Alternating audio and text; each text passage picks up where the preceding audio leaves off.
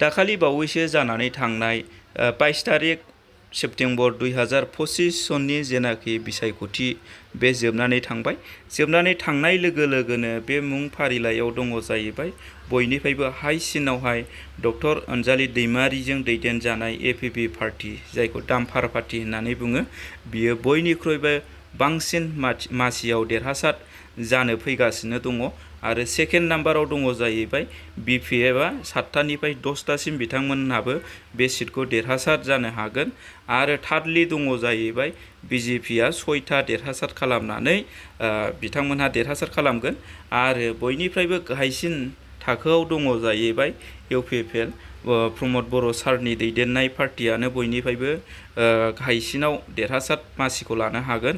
दा बे हिसाबै बेखौ नोजोर होनानै नायोब्ला गमामायैनो दानि जेनाखि सासे आइजोनि दैदेननाय जेनाखि पार्टिखौ साफ्रोमबो रायजो राजाफ्रा अनसायमारदों नामा? दा बेखौ नोजोर होनानैनो दिनैनि दिनावहाय बेखौ नुनो मोनबायदि 22टा सिट देरहानानै दिनै बिथांमोनहा बे बिटिसि 2025 सननि जेनाखि बिटिसि इलेक्सन रिजाल्टनि उनावहाय बिथांमोनहा 26 तारिखनि उनावहाय गमामायैनो बे सरखार दामारसिगोन बेखौ नुनो मोनदों।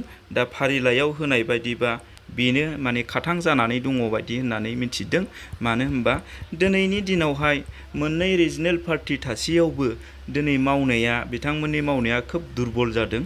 दा बे दुरबल जानायखौ नोजोर होनानैनो दिनै डक्टर अनजालि दैमारिया एनडिएफबिनि गेजेरजों जोनोम होनानै दिनै बिटिसि बिसायख'थि जोबखांनाय लोगो लोगोनो सरखार दानो साखाफारा जामारनानै दङ होननानै दिनैनि बे जेनाखि फारिलाइनि गेजेरजों फोरमान होदों।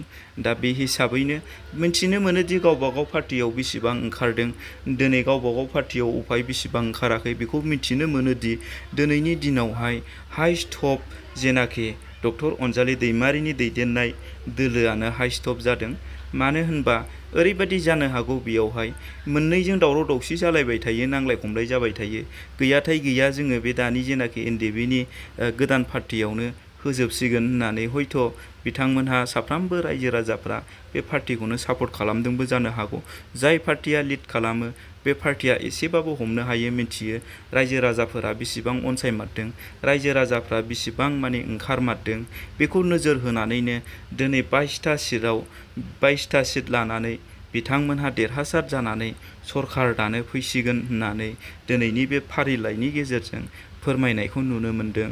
दा बे फोरमायनायखौ नुनाय मोननायजों लोगोसेनो नंमारगौ गमामायैनो एनडिएफबिनि समयसाखौ बिथाङा सुस्रांनानै होनो थाखाय रेडि जामारदों आरो साफ्रोमबो रायजो राजाफ्रानो जेनाखि एनडिएफबिनि जेंना समयसाखौ सुस्रांनांगौनि बेलायावहाय साफ्रोमबो रायजो राजाफ्रा गमामायैनो अनसायनानै साइलेन्ट भटखौ थुखोमारदों नामा आरो लोगोसे बिथांजों बयबो कन्टेक्टआव थादोंबो नामा आरो सापर्टबो होदों नामा बेखायनो देरहासार जानानै सरखार दानो फैगासिनो दङ। सिन्था खालामनाङा रायजोफोर बयबो।